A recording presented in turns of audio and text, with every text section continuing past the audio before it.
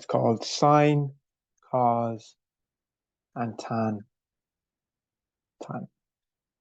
So, as you can see, I've drawn a right angle triangle here, and this is what generally sine, cos, and tan are useful for.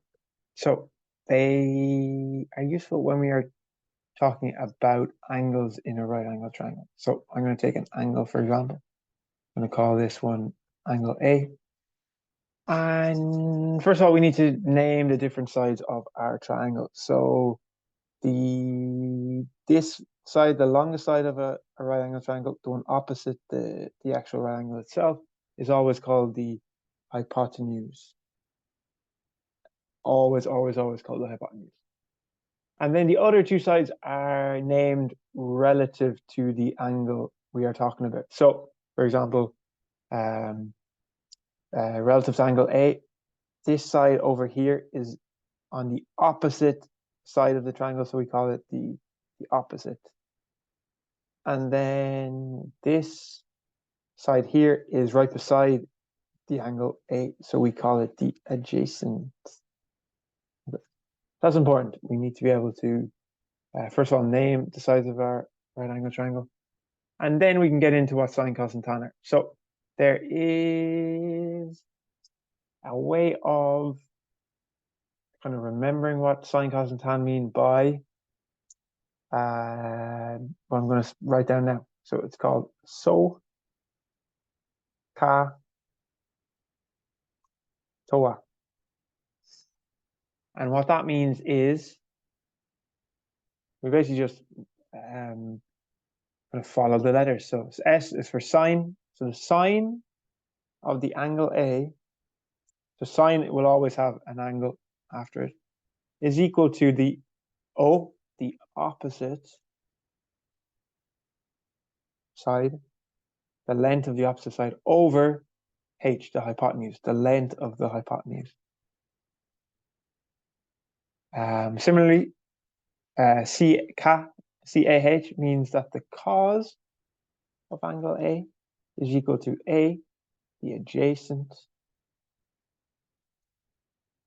over H, the hypotenuse. And then lastly, similarly, the TOA means that the tan of A is equal to the opposite,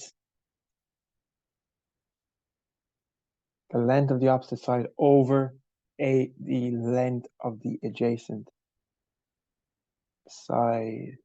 So yeah, so they are your formulas. They are quite important. So I will put a box around each of these. Okay, so these are your three key formulas that will be used a lot in trigonometry. So it's worth knowing them. And then just a quick example of what that would mean. So for example, if I was to give I was to say that the hypotenuse is of length 5, this length is 5, and the opposite is length 3. Okay, so then I would say, okay, I've got the opposite and the hypotenuse, OH. Okay, so which one of these does that sine, cos, and tan, does that correspond with? Okay, OH is for sine. So I'm going to use the sine, so I can say that the sine of A is equal to the opposite over the hypotenuse. So the opposite is going to be of length 3. And then the hypotenuse is of length 5. And that's pretty much it. That is how you use sine, cos, and tan. So yeah, hope that helps. And yeah, any further questions, let me know. Thank you.